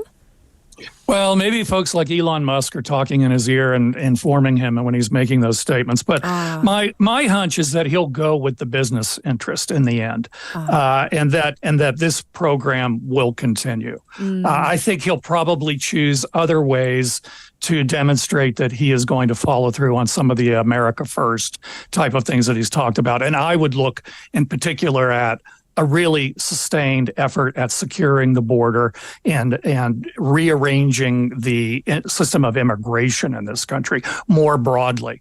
Not the visa that we're talking about, but we're talking about folks coming in over the border, particularly from Mexico. That's the thing I think that he will try to prove himself on. I see. So as we wrap up our discussion today, Professor, is there anything else that we should be keen on to be on the lookout for as we look forward to January 20th when he is inaugurated? Well, aside from him being, I guess, a little bit upset that the flags are going to fly at half-mast because of the mourning of Jimmy Carter, which he's expressed some dissatisfaction. He doesn't want the flags at half-mast on his inauguration. The thing is going to be, how much is Trump able to please this element that you already identified on the far right that want to see certain extreme things done? So, for example, here's one that they're not going to get. A lot of these folks want to see a Republican all-out war at the national level on abortion access. They're not going to get that.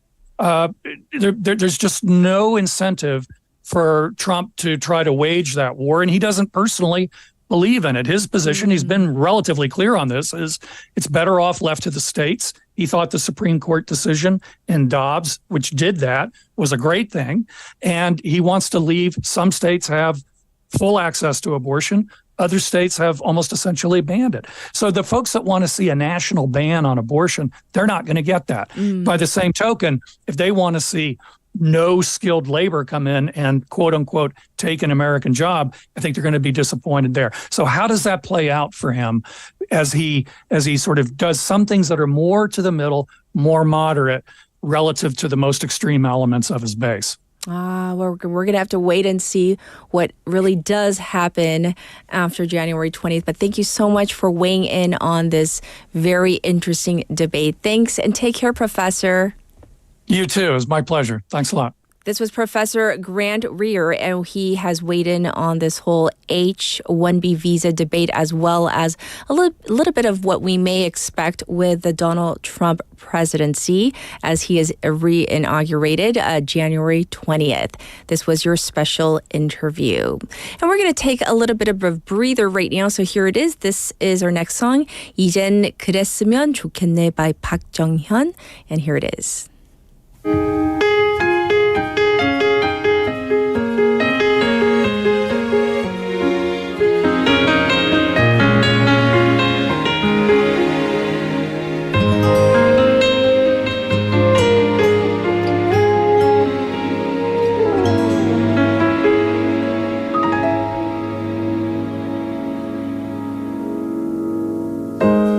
나는 떠날 때부터 다시 돌아올 걸 알았지. 눈에 익은 이 자리 편히 쉴 수 있는 곳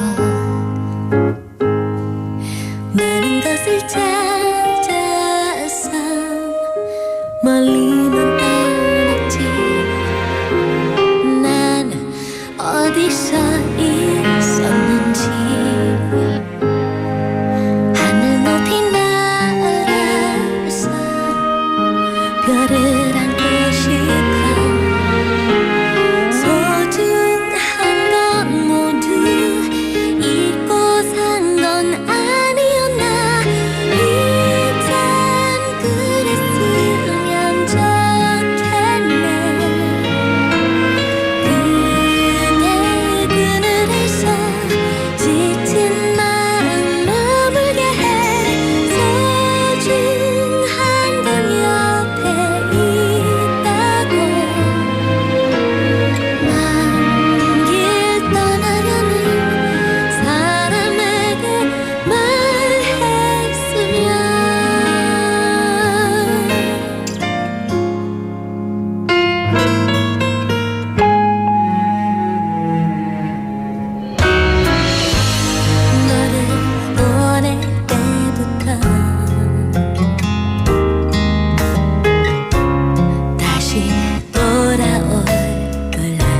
있지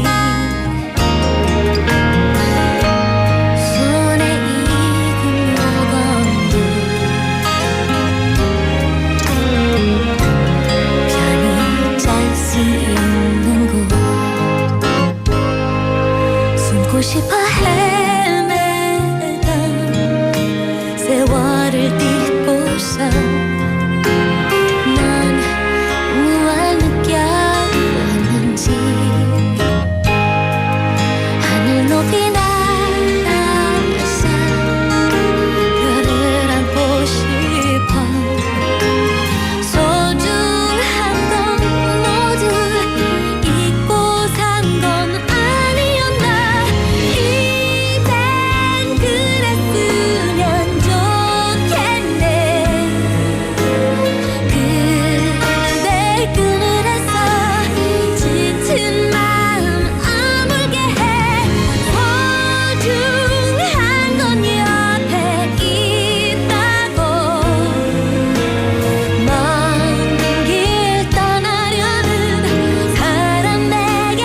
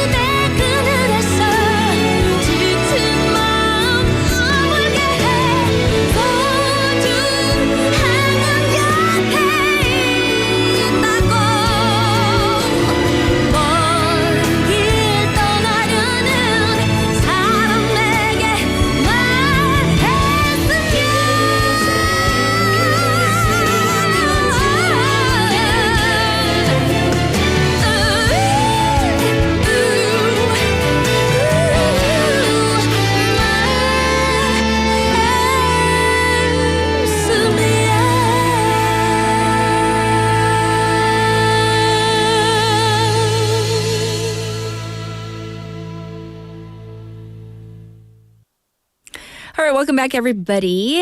Well, due to some unforeseen circumstances with Bonnie, I'm going to be doing The Health on my own, The Health with Kat.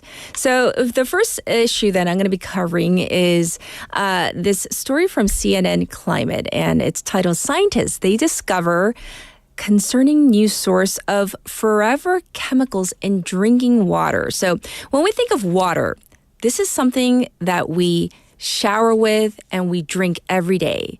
This is something that I try to drink every day. I've been doing this for a few months now, drinking warm water as soon as I wake up, and I know many of you probably do it as well.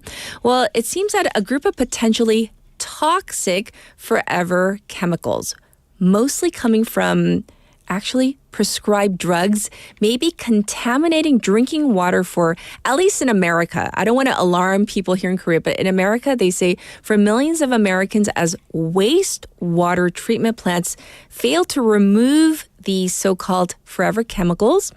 And the culprit, it might be climate change. Climate change may be making the situation even worse. So this is according to a brand new report. What do scientists analyze? They analyze water samples flowing through 8 large publicly owned wastewater plants across the United States, all of similar size, and they use similar technologies to those serving 70% of the population. So what did they find?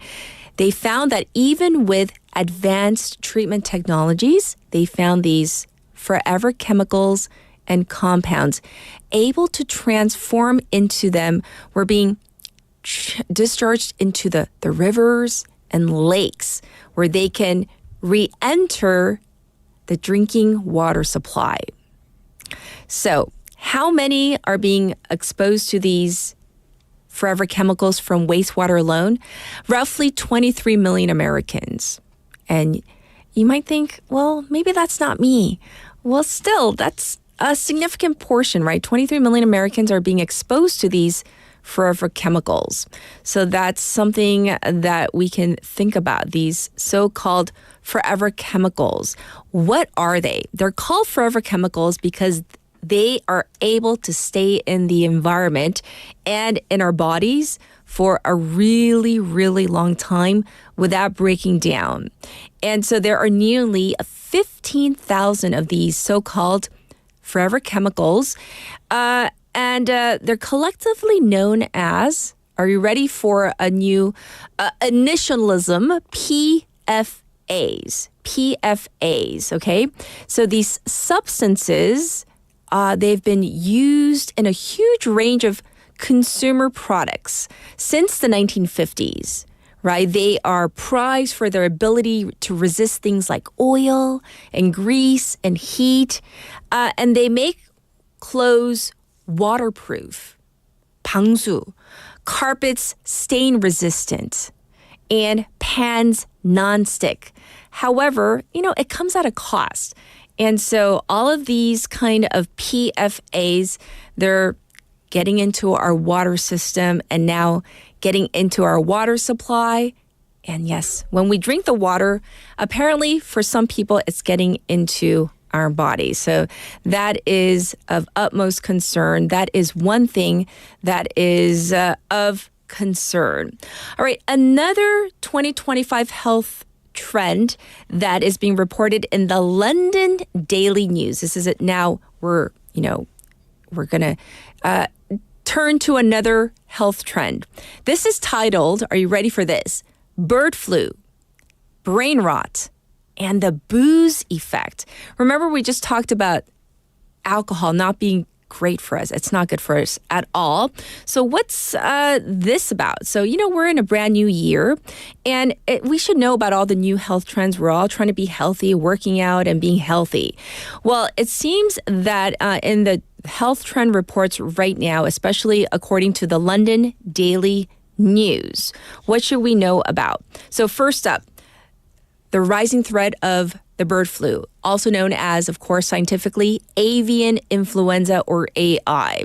It is going to be a bigger health risk for this year.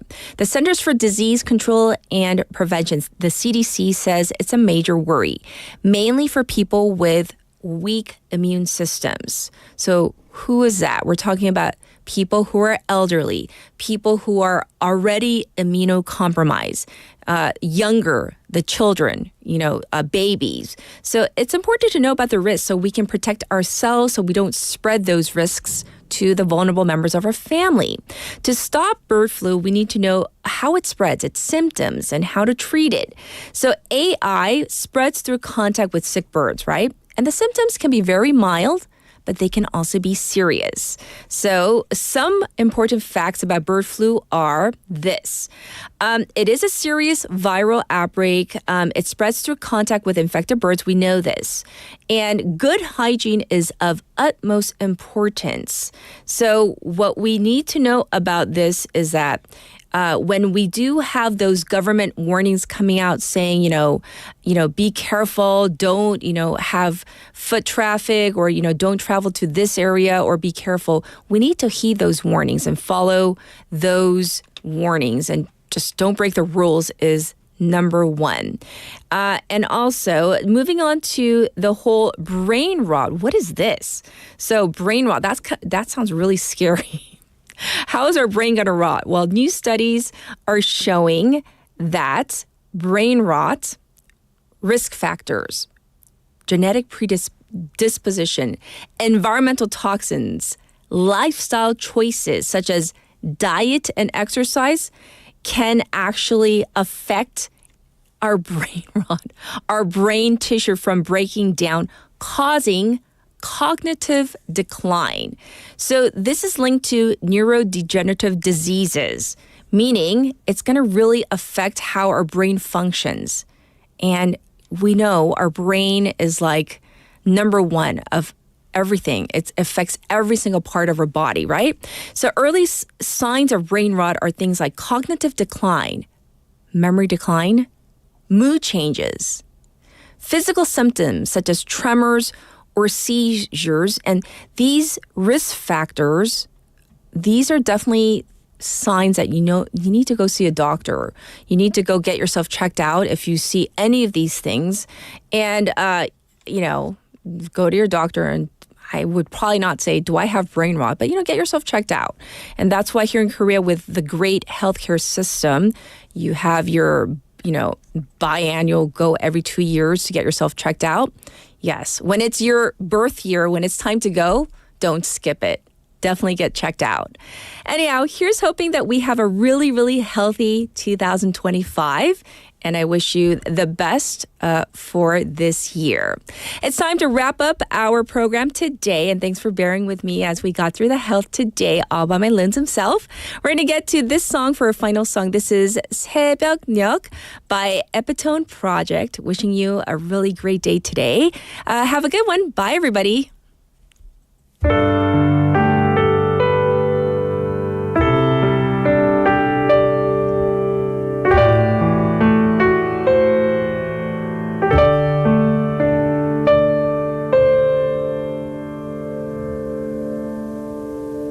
밤새 내린 빗줄기는 소리 없이 마름을 적시고 구름 거친 하늘 위로 어딘가를 향해 떠나는 비행기 막연함도 불안도 혹시 모르는 물도 때로는 당연한 시간인걸 수많은 기억들이 떠올라 함께했던 시간을 꺼내놓고 오랜만에 웃고 있는 날 보며 지냈었냐고 물어보네 수많은 기억들이 떠올라 함께했던 시간의 눈물들은 어느샌가 너의 모습이 되어 잘 지냈었냐고 물어보네 밤새 내린 빗줄기는 소리 없이 마름을 적시고